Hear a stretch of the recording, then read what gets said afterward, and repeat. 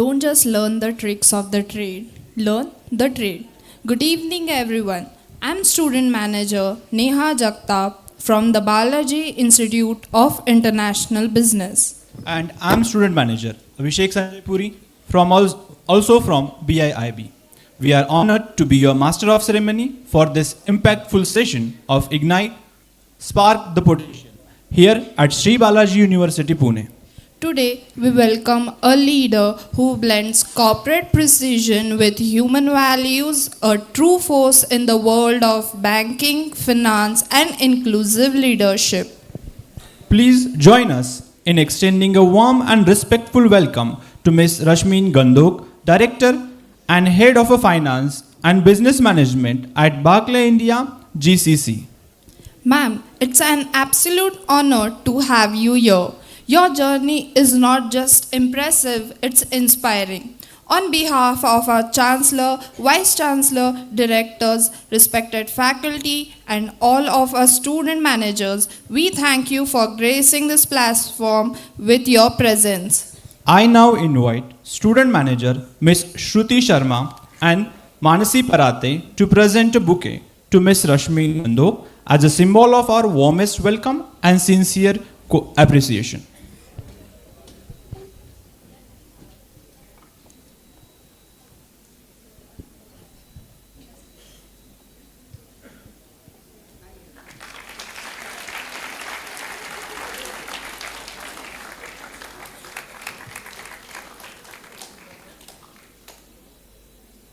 Thank you. To our honored guest and audience, let us take a moment to introduce the vibrant academic universe that is Sri Balaji University Pune. SBUP comprise 4 premier management institutions: Balaji Institute of Modern Management, Balaji Institute of Technology and Management, Balaji Institute of International Business, Balaji Institute of Management and Human Resource Development. Additionally, SBUP is a home to School of Commerce and Management, School of Computer Sciences, School of Humanities and Social Sciences, School of Liberal Arts, School of Defense and Strategic Studies, Balaji School of Law, School of Actuarial Science, Balaji School of Media, Communication and Journalism, Balaji School of Online and Digital Learning, and Balaji School of Sports Science. Complementing these are a MA program in Chinese Studies and National Security. SBUP also proudly nurtures institutions like Balaji Law College, BLC, Balaji College of Arts, Commerce and Science, BCACS, and Balaji Junior College, BJCACS, all of which extend our academic reach across disciplines and generations. As per the Times B School Ranking Survey 2025, SBUP has earned several prestigious distinctions: 10th among the top 100 B schools in India, 2nd among top 36 private universities, 4th in Western India, 12th in placements across all institutes. With over 300 reputed companies participating in our campus placement each year, we take immense pride in our strong and growing corporate connect. SBUP's foundation rests on 3 pillars of discipline, dedication, and determination, envisioned by our revered founder chancellor, late Professor Dr. Colonel A. Balasubramaniam sir. His philosophy continues to shape the spirit and direction of our university. We have had the opportunity to engage with over 300 plus industry leaders through seminars, guest lectures, panel discussion, and workshops, helping us bridge the gap between classroom theory and real-world practice. And now, I take us into today's eminent speaker session. I invite student manager Ms. Hindvi to formally introduce our distinguished guest, Ms. Rashmin Gandhok ma'am. Thank you, Abhishek. Good evening, everyone. I am Junior Student Manager Hindavi Solanke from BIIB, specializing in international business. Distinguished guests, respected dignitaries, esteemed faculty members, and my dear fellow student managers. It gives me immense pleasure to extend a very warm welcome to all of you today's special session of Ignite Spark the Potential, the eminent speaker series at Sri Balaji University Pune. On behalf of the entire SBUP family, I take a great pride in welcoming Ms. Rashmin Gandhok, a visionary and trailblazer in the world of banking and finance services. Ms. Gandhok brings with her 18 years of deep and diverse experience spanning business management, global finance, transitions, and change leadership. She has held key leadership roles across prestigious institutions such as Deutsche Bank, NatWest, RBL Bank, and is currently serving as a director and head of finance and business management at Barclays India GCC. Her journey reflects excellence not just in numbers, but in nurturing people, fostering inclusive cultures, and leading cross functional teams through complex programs. A unique aspect of her career has been her close collaborations with top leadership, having worked directly with three CEOs in a chief of staff capacity. This rare vantage point gives us a very deep understanding of strategic vision and execution at the highest level. Ms. Gandhok global exposure includes her impactful stint in Frankfurt, where she led key tax product initiatives across the European Union. Her ability to integrate commercial insight with operational agility has consistently delivered measurable and lasting value. But beyond her stellar professional credentials, Ms. Gandhok is also a deeply compassionate leader. With a master's degree in human rights, she is passionate about mentoring women professionals, building inclusive spaces, and inspiring the next generation of ethical, people centered leaders. Ma'am, we are truly honored to have you here today. Your journey will undoubtedly inspire us, aspiring managers, to lead with purpose, navigate complexity with clarity, make a difference that goes beyond the bottom line. On behalf of our Chancellor, Vice Chancellor, directors, faculty members, staff, and fellow student managers, I once again extend our heartfelt welcome to Ms. Rashmin Gandhok, ma'am. The stage is all yours, ma'am. Thank you.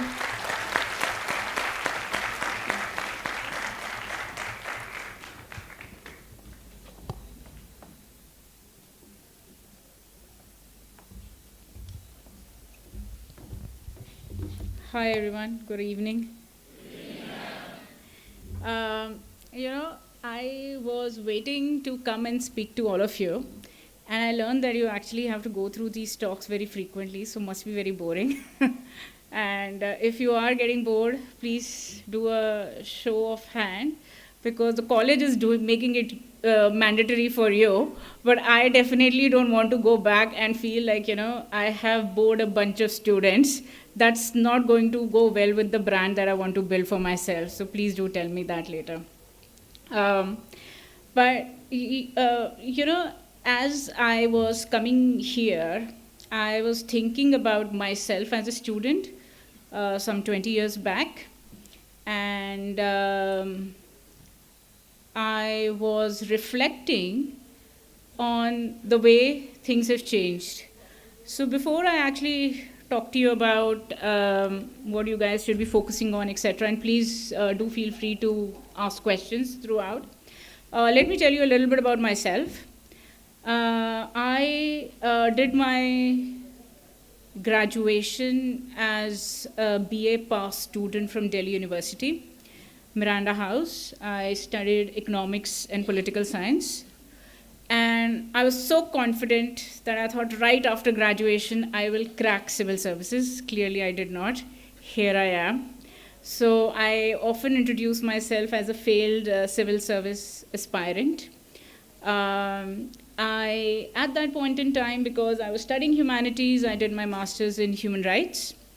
And then soon after, my parents started asking me, what is your plan for your career? And I actually went about during that time. If you remember, newspapers used to have ads for walk-in interviews, or Naukri.com had some job postings. And I almost went through 20, 30 failed attempts of interviews, because I was actually a postgraduate studying for civil service with no real skills, applying for jobs that needed real skills. And I started actually my job in something very basic in tax processing. I had some interim jobs as well, one which I did just for 2 days, which was actually scanning documents. And those were the jobs back then. And I got 300 rupees for that. And I've done these jobs at the real bottom rank of what you would call in the corporate culture. So here, when I stand here, I think all of you are one, super lucky to be here, to have this background, and also very smart to have picked a line that helps you, be it finance, HR, marketing, which will actually take away all the hardships which I'm telling you about. And the reason why I'm sharing all of this with you is to also make it real that when you're a student, you have so much self-doubt that it's actually not impossible. You can get everything. And I really mean that. When I say that you can actually get everything, all you need is that determination, dedication, and there was one more word, right? Bingo. All those three things are very, very important. So you're at the right institute, which is instilling those values at you.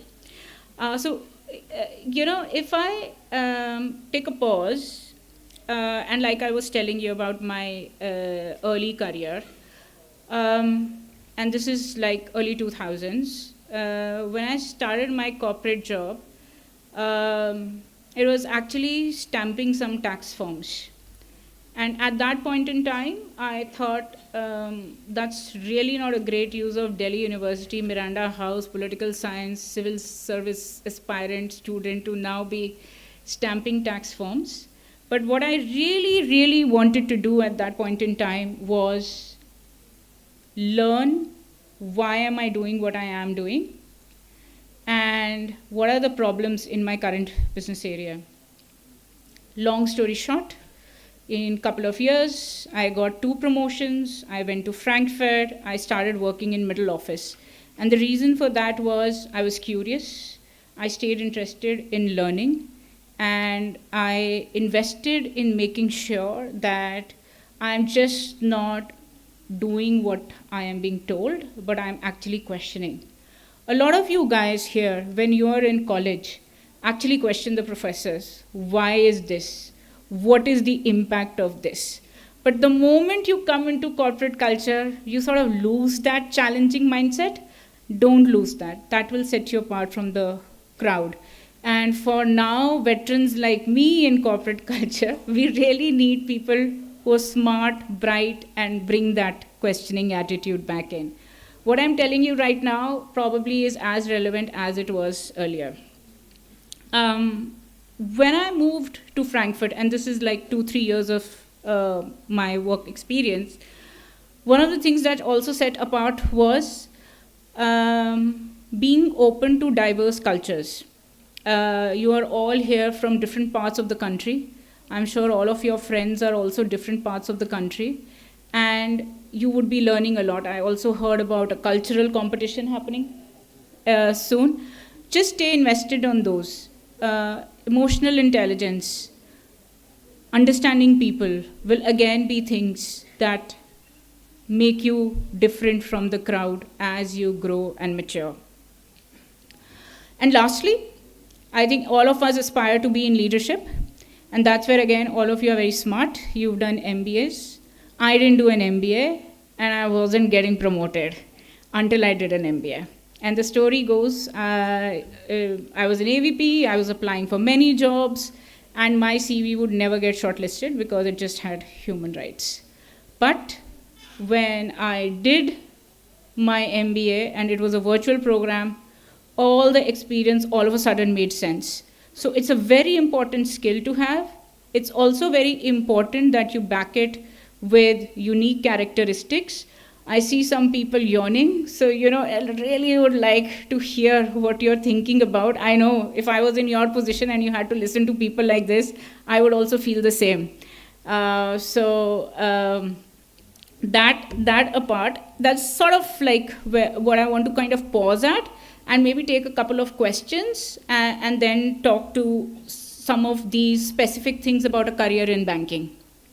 But, all I would say is as you start your professional journey, focus on staying curious and your learning. Build a brand. Be very clear what your brand is. What do you want to be known from? Next person, especially when you sit for an interview. That is a very, very important thing because, everybody comes now with knowledge on hands. There is ChatGPT as well, which will kind of do a lot of your work when it comes to knowledge sharing. But what will really set you apart is how you use that knowledge, how you are able to communicate that, and how are you able to translate into business outcomes. That will be really differentiator for you when you're going through interviews and in your career. And lastly, when you're thinking about your whole professional life, just don't think about your CV. Think about enriching experience, extracurricular activities, and all the additional certifications that you can add to your profile that will enhance it. So I would actually encourage some questions from this crowd, if there are any. Are there questions? Can I ask you questions? I have quite a few. Yeah, can I ask you guys questions? Okay. So, show of hand, how many people think they are right now ready for the next wave of technology disruption in their careers with AI?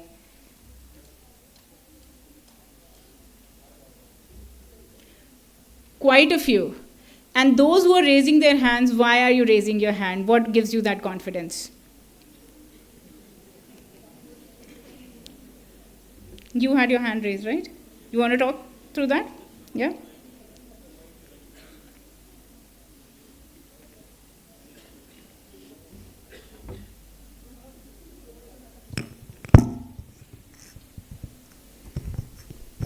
Hello, ma'am. Good evening. I am Nikhil from BIIB Marketing. Ma'am, as you told about, are we ready for the AI-driven world? Yes, ma'am. We are getting ready.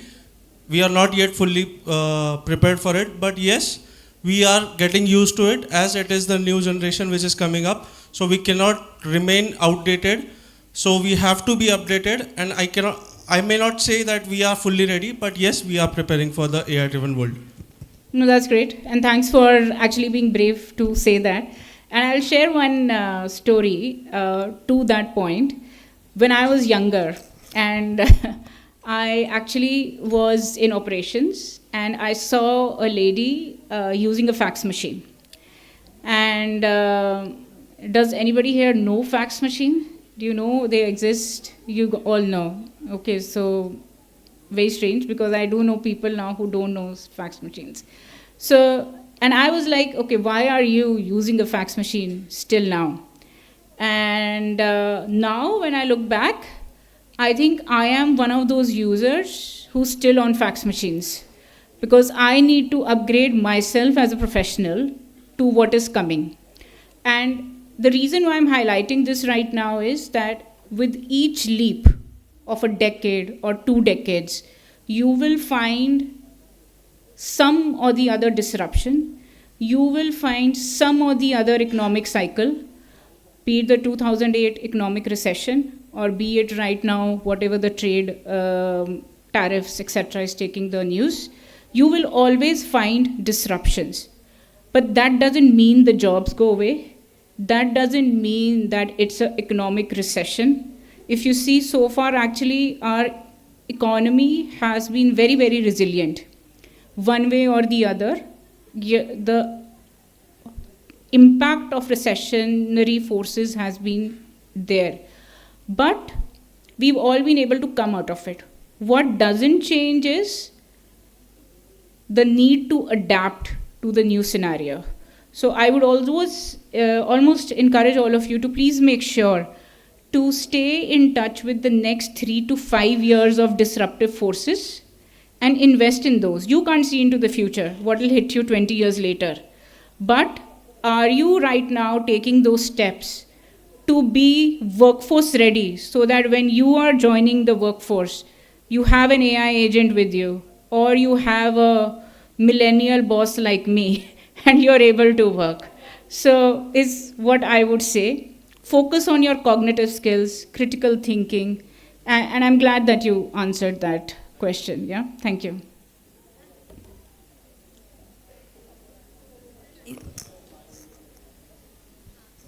Hello. Yes. Good evening. This is Shivani from IB Marketing. So, with the rise of fintechs, as you asked about AI, how is Barclays adapting to the rise of fintechs and digital economy? Sure. So, Barclays is a 300 plus year old bank. So, it has adopted to many, many changes in the last 3 centuries. And if I talk about banking in general, one of the things which is very different in banks is you hold money. A banking license means that you're also holding money, and that involves a lot of trust, a lot of regulators. What banks try to do is learn from fintechs on a faster way so they become more efficient. But at the same point in time, you see in particular challenger banks which have come up, especially if I talk about Barclays Global and banks like Monzo, who are purely digital and therefore very agile in meeting customer needs. So I think the first and foremost principle for all banks and actually all industries is staying relevant to your customer base. That is the only way to survive and thrive as well. Microsoft is a great example, who completely reinvented themselves from almost on the verge of collapse to now like world dominance all over again. So you have to reinvent and change to the times. I think that's the theme which is universal.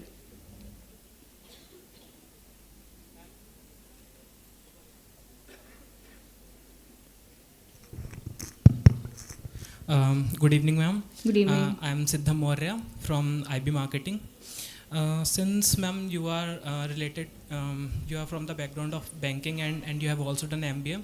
So my question to you is that how does the working role of an MBA applicant working in a bank different from those who qualify banking exams and work in the same bank? How many here are non-banking MBA students? How do I answer that question for all of them? I think the applicability of a MBA to a non-MBA in general is the fast track experience. What a non-MBA may take a decade to acquire, the MBA programs offer you that in a span of 2 years.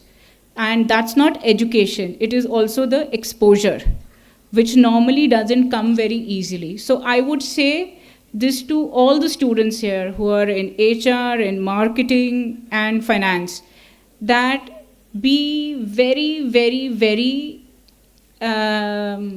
deliberate about the experience you are taking.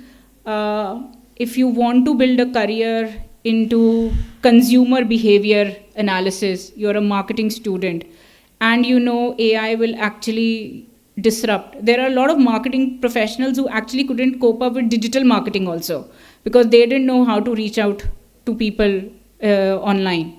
So be aware of those aspects. And the thing which sets an MBA apart as a starting point, it gives you an edge. But soon, if you don't maintain that edge through your own learning, you will fall behind because there's only so much an education can bring you to. But once you are back in the workforce, over 5-6 years, you will see it becomes an equalizer, and people who stay ahead through learning will exceed. But as a starting point, it gives you an edge. That's how I would summarize it. Did that make sense to you?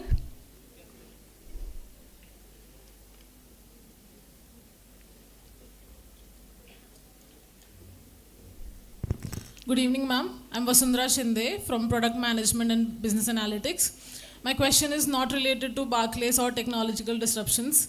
I wanted to ask you, since you have been a graduate in economics and political science, it seems like you were a social science person. Yes. So was I. I'm very invested in that. But since that was the first dream and it did not turn into an actual reality, how did it feel giving up and moving towards something that was not your first priority? How does that work? How does it feel after a point? So, as I said, I'm a failed civil service aspirant. And a typical civil servant is an administrative officer, IAS, right? I think what you gravitate towards is then jobs that fulfill that skill requirement. I'm a chief of staff. I've worked with 3 CEOs.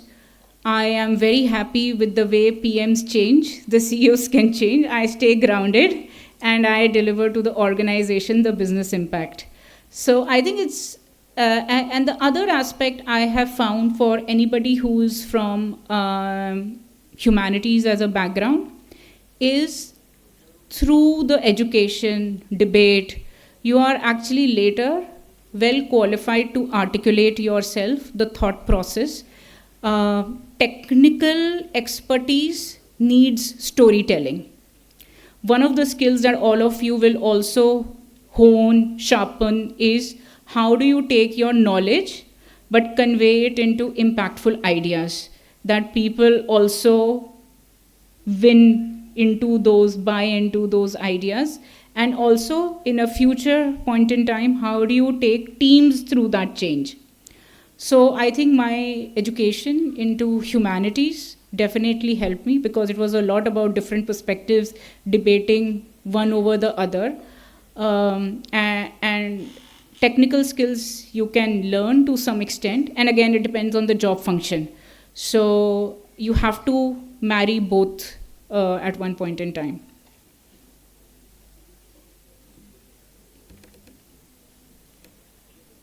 There's a question there?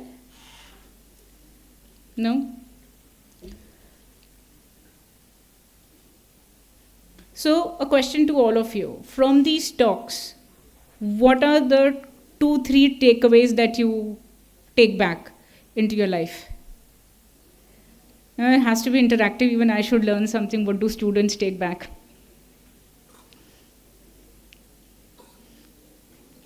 Anyone who can share that?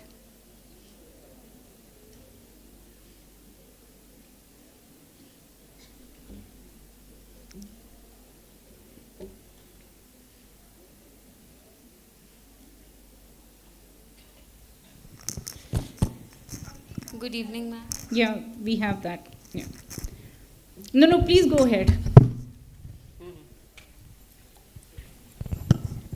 To always have a challenging mindset. As you said, that's the takeaway I will take from this talk. Okay, and the other talks? To be determined, disciplined, dedicated. Yeah. And, See, the reason why I'm trying to have a dialogue here is to also let you know that the only difference between you and me is 20 years. That's it. There is nothing special. There's no extraordinary thing. All it needs is a focus towards your careers. And 20 years later, all of you will be also talking to a bunch of students. So I really want to normalize the thought process that leaders are different. Leaders are not different. Leaders are just sharp. And it's important that all of you also stay attuned to that sharpness which drifts apart once people leave college for some reason. So, good evening, ma'am. The key points what I focused on were basically learn why am I doing this and not just do what was told, rather than be curious, ask questions, and also work on your extracurricular. We always focus more on what is given in our schedules and courses, but we should work on our extracurricular. And the technical analysis part, that we should try to explain it by storytelling. Great, thank you. Thank you, ma'am. Ma'am, stage. Ma'am, this side. Where? Oh. As you mentioned, I'm also a failed civil servant. I tried it for 2 years, more than 2 years, but I couldn't clear it. and here I am in MBA. And one thing which I loved what you say is about that means there is nothing bad in that. If you fail something, you still can reach to a particular position where everyone will respect you. No, thank you. And Thank you know, I think anybody who's studied for any competitive exam, I'm not saying civil servant, it could be a NEET, it could be any other exam, the sheer focus that exam demands and the time that you commit to it makes you into a different individual, even if you don't get the results. So always go back and remember the young self you were when you were preparing for it and the hard work you put in, because that can be motivation for other challenges in life.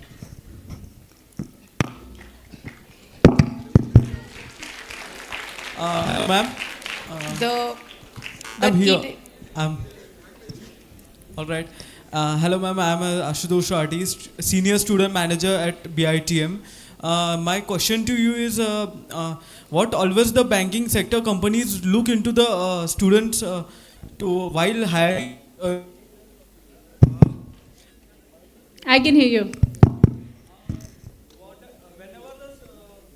Whenever the banking companies hire to market the students, what exactly they look into them? That is, what skill set we should prepare to get hired into a banking sector companies. So let me ask this question very differently to you. And so, how many of you are here all in marketing, as an example? Okay. You're all in marketing? All in marketing? Lots Yes, of ma'am. people in marketing? And now imagine a scenario, and this may be a little daunting and maybe off topic, but imagine you are a population here, and then across the country there are similar students like you who are going for those jobs. And marketing actually is all about selling yourself differently. How are you going to do that in an interview that the interview feels you are somebody unique? That is what is needed in any first job interview when you don't have an experience. And that is where I go back to the point. Extracurricular makes a big difference, because if you are sort of leading a cultural committee and you have resolved conflicts, it actually gives you a skill to talk about, I know my subject, but at the same point of time, actually, I have taken leadership responsibility and I was able to negotiate with vendors, I was able to resolve conflicts, I was able to deliver this over and above. So please think, it's not about a banking job, etc. It is about the underlying attitude you bring, because all companies will train you for skills within their ecosystem. So focus on those aspects. I think they really make a difference. And you already have an MBA. I didn't have an MBA, so I had to get the degree later. Yes. Thank you, ma'am. Hello, ma'am. Ma'am, I'm Vaibhav Bansude from. Good afternoon, ma'am. Her and then you. Yeah. Good evening, ma'am. I'm Junior Student Manager at Balaji Institute of International Business. So my question are, what are the skills to work in a position which blend both international business as well as finance? Why don't you tell me you're studying it? You can tell me you're studying it. What skills do you think? What regarding finance skills? Not, Yeah, go ahead. ma'am, accounting, Absolutely. So international accounting. uh, reconciliation. So that, Same. International regs. but both are different, right? So that's where the effort comes in. So I think the point which I'm trying to say is, whatever you're studying, it will have a different dimension. So if you're trying to pick up something in finance and like accounting, you have Indian accounting practices and you have other accounting practices that you need to accommodate for. I think that's where you need to first master a particular area and then decide where you want to double click on. Finance itself is very vast.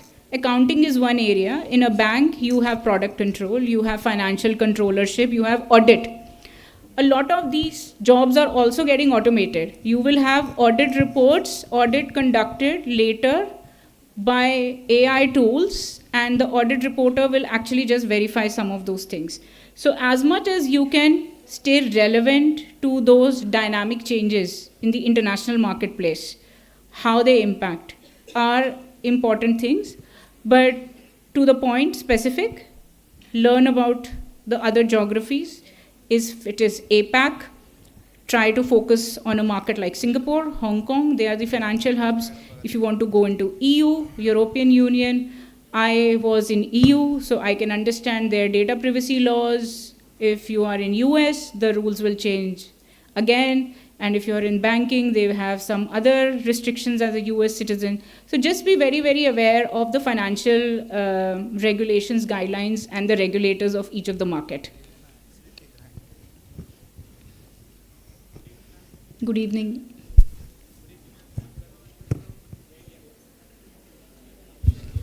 Good evening, ma'am. I'm Weber from BITM Marketing.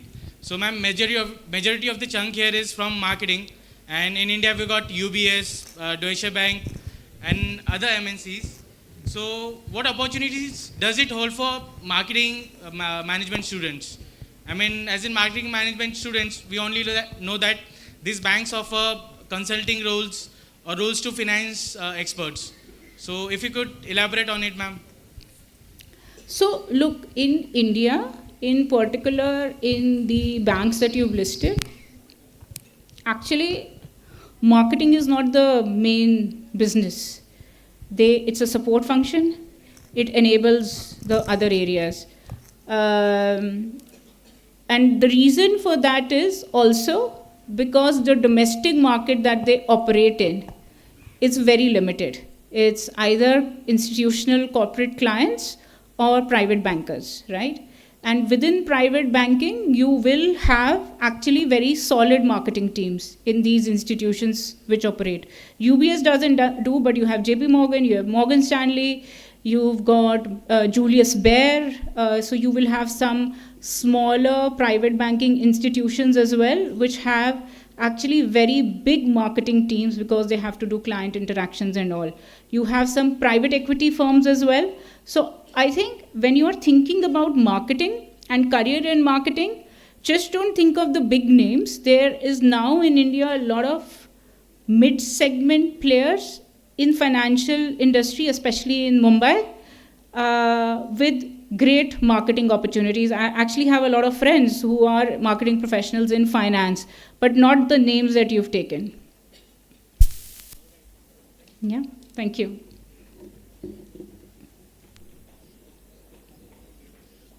Any other questions?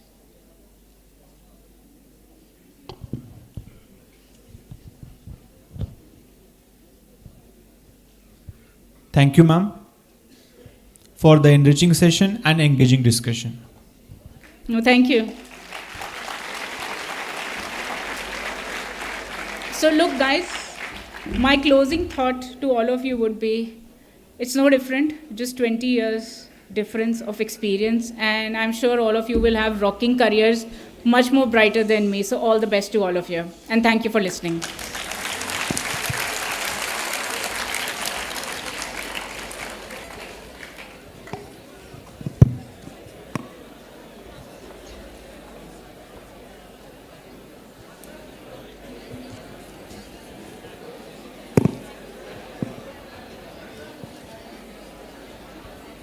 I now invite student manager Ms. Shruti Sharma, Manasi Parate, and Moksh Jaju to present a memento to Rashmin ma'am as a token of our deep appreciation and admiration.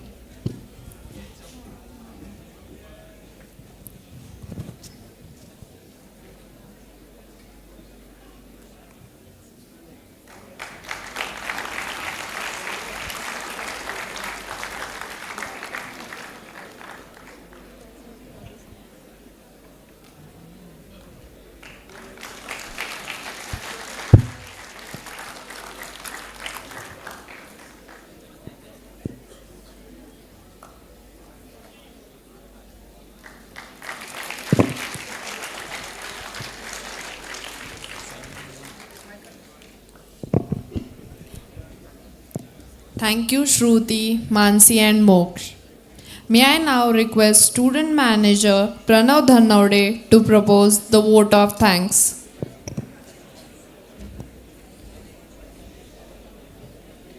Thank you, Neha.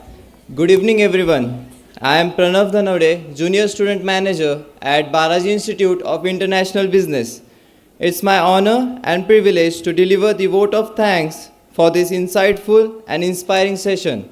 First and foremost, on behalf of entire university, our Chancellor, Vice Chancellor, Directors, faculty members, staff, and my fellow student managers, I extend our heartfelt gratitude to our esteemed speaker, Ms. Rashmin Gandhok, Director, Head of Finance, Business Management at Barclays India, GCC. I would like to share some key insights from this session. We need to have emotional intelligence, have a challenging mindset, staying curious, be a brand, staying aware about the changes in technology. Ma'am, your words today were not just informative but truly empowering. We are grateful to you for taking time out of your demanding schedule to be with us today. Your presence has truly enriched our induction journey. I would also like to thank our respected dignitaries, faculty members, and organizing team who made this event seamless and successful. And last but not least, a big thank you to my fellow student managers of their enthusiasm and active participation. Let us carry forward the insights from today into our classrooms, workplaces, and lives with clarity, confidence, and compassion. Thank you once again. We are truly honored to have you, ma'am. Have a great evening. Thank you, ma'am.